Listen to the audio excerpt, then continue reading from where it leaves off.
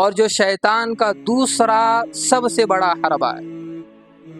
اللہ تعالیٰ آیت میں فرماتے ہیں زُيِّنَ لِلنَّاسِ حُبُّ الشَّهَوَاتِ مِنَ النِّسَاءِ وَالْبَنِينَ۔ اولاد یہ شیطان کا دوسرا بڑا حربہ ہے۔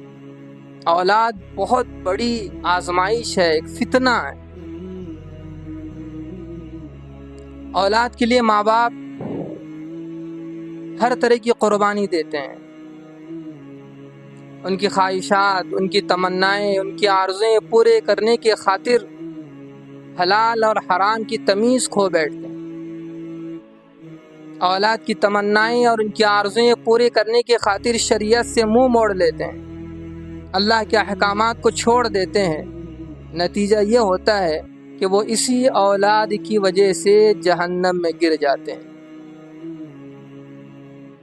اس لیے اللہ تعالیٰ نے بہت واضح الفاظ میں فرمایا وَاعْلَمُوا أَنَّمَا أَمْوَالُكُمْ وَأَوْلَادُكُمْ فِتْنَةٌ۔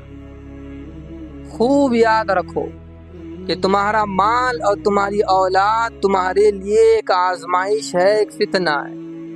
اب ذرا سوچیں کہ کتنے والدین کی ایک بڑی تعداد اولاد کے اس فتنے کا شکار ہے۔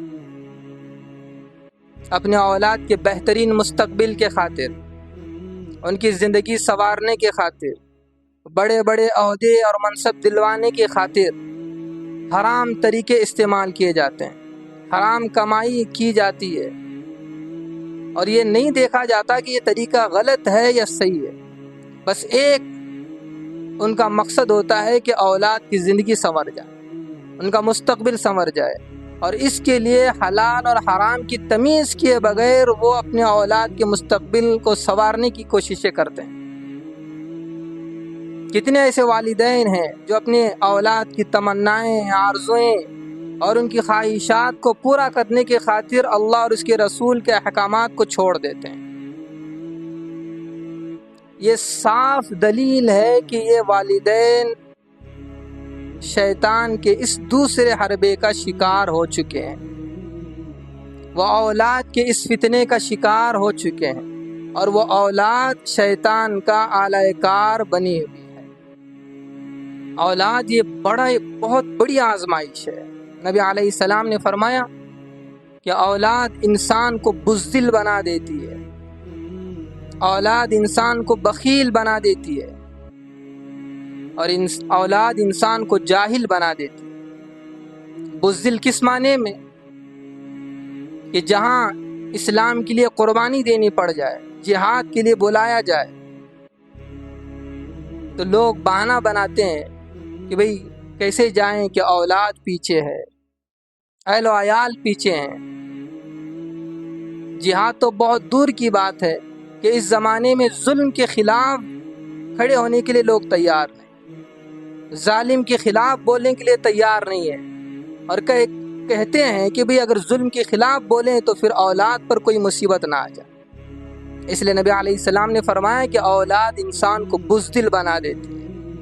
اگر کوئی ظلم کے خلاف کھڑے ہونے سے اس لیے ڈر رہا ہے کہ کہیں اولاد پر مصیبت نہ آ جائے، تو اس کا صاف مطلب یہ ہے کہ یہ شیطان کے اس حربے کا شکار ہو چکا ہے۔ نبی علیہ السلام نے فرمایا کہ اولاد انسان کو بخیل بنا دیتی ہے۔ کئی ماں باپ اپنی اولاد کی وجہ سے راہ خدا میں خرچ کرنے سے رہ جاتے ہیں، وہ اللہ کی راہ میں خرچ کرنے سے محروم رہتے ہیں۔ کیوں؟ کہ جہاں کہیں یہ بات آ جائے کہ اللہ کے راستے میں پیسہ لگانا ہے، اسلام کے لیے، اپنی قوم کے لیے، تو پھر ان کے سامنے اپنے اولاد کا مستقبل سامنے آ جاتا ہے، اولاد کی تعلیم سامنے آ جاتی ہے، اولاد کی فکر سامنے آ جاتی ہے، اور وہ اس وجہ سے مال لگانے سے محروم رہ جاتے ہیں۔ اس لیے نبی علیہ السلام نے فرمایا کہ اولاد انسان کو بخیل بنا دیتی ہے۔ تو یہ شیطان کا دوسرا حربہ، پہلا حربہ عورت اور دوسرا حربہ اولاد ہے، اور پھر آگے اللہ تعالیٰ نے تیسرے حربے کا ذکر فرمایا، اور انشاءاللہ آئندہ جمعہ ہم اس کو تفصیل سے بتائیں گے۔